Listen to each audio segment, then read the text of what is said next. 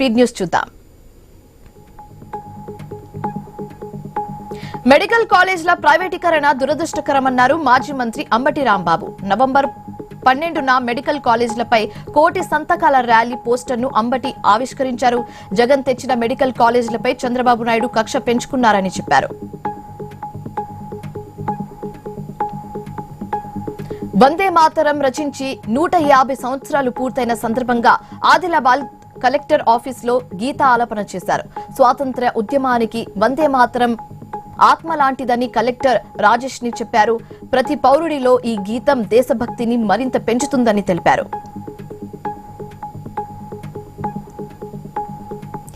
రైతులు దళారులను నమ్మి మోసపోవద్దని కలెక్టర్ కోయా శ్రీ హర్ష సూచించారు. పెద్దపల్లి జిల్లాలో కొనుగోలు కేంద్రాన్ని కలెక్టర్ ప్రారంభించారు. ప్రభుత్వం తరఫున మార్కెట్లో అన్ని సౌకర్యాలు కల్పించామన్నారు. కొనుగోలు కేంద్రాల్లోనే రైతులకు మద్దతు ధర లభిస్తుందన్నారు.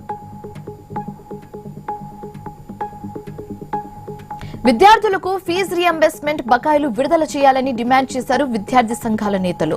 వనపర్తి జిల్లాలోని పాలిటెక్నిక్ కాలేజ్ నుంచి అంబేద్కర్ సర్కిల్ వరకు ర్యాలీ నిర్వహించారు. విద్యార్థులకు 8,300 కోట్ల ఫీజు రీయింబర్స్మెంట్ బకాయిలు ఉన్నప్పటికీ ప్రభుత్వం నిర్లక్ష్యం చేస్తుందని మండిపడ్డారు.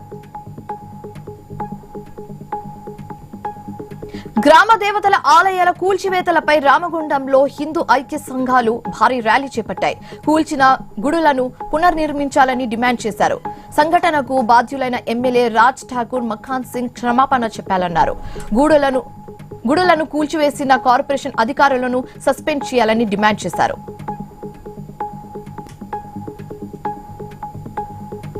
దేశ సేవకు ఎన్సీసీ క్యాడెట్ సిద్ధం కావాలన్నారు Secunderabad group colonel MS Kumar. Saint Francis కాలేజీలో జరిగిన జాతీయ గీతం వేడుకల్లో ఆయన పాల్గొన్నారు. ఎన్సీసీ క్యాడెట్స్ కు త్రివిధ దళాల్లో అవకాశాలు ఉంటాయని ఎంఎస్ కుమార్ తెలిపారు. విజయవాడ బీజేపీ కార్యాలయంలో వందే మాతరం 150 వసంతాల వేడుకలను ఘనంగా నిర్వహించారు. జాతీయ గీతం స్వాతంత్ర్య సమయంలో ప్రజలందరినీ ఏకం చేసిందన్నారు కేంద్ర మంత్రి భూపతిరాజు శ్రీనివాస్ వర్మ.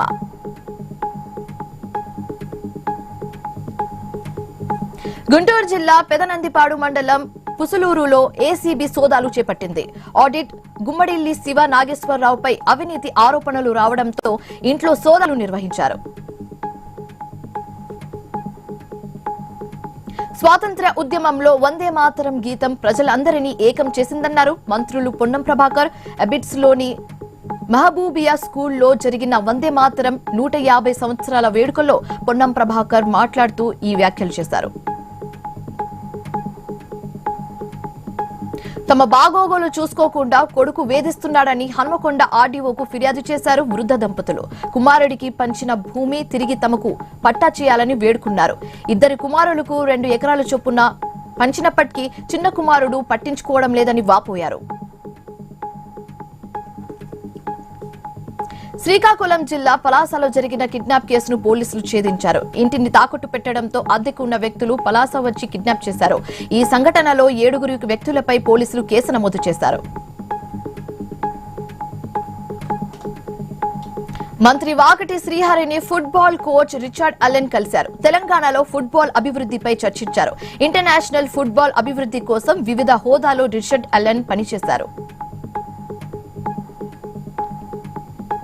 కడప జిల్లా మైదుకూరులో నిర్మిస్తున్న గ్రీన్ ఫీల్డ్ డిజైన్ మార్చాలని డిమాండ్ చేశారు రైతులు. తమ పొలాలకు దారి లేకుండా నిర్మాణాలు చేపడుతున్నారని వాపోయారు. రహదారి పనులను అడ్డుకుంటే అరెస్టు చేస్తామని బెదిరిస్తున్నారని తెలిపారు. రైతులకు నష్టం కలిగించేలా నిర్మాణాలు చేపడితే ధర్నాలు చేస్తామని హెచ్చరించారు.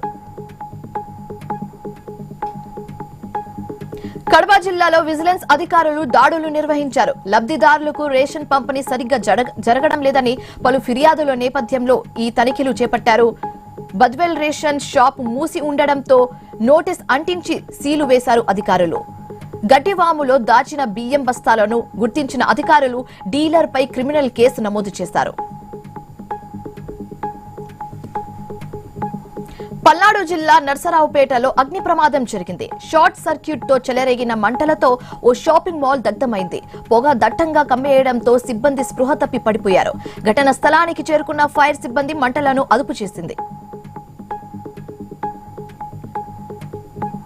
మంత్రి లోకేష్ తనను అభినందించినందుకు కందుకూరు మోడల్ స్కూల్ ప్రిన్సిపల్ ఆనందం వ్యక్తం చేశారు. పిల్లలకు గణితం అంటే భయం ఉంటుంది కాబట్టి సులువుగా అర్థమయ్యేందుకు వినూత్న విధానం ద్వారా బోధించానని తెలిపారు. అంబేద్కర్ కోనసీమ జిల్లా రాజోలులో 150 ఏళ్ల వందే మాతరం వేడుకలు ఘనంగా నిర్వహించారు. అన్ని పాఠశాలల విద్యార్థులు ఒకే దగ్గర చేరి గీతాలాపన చేశారు.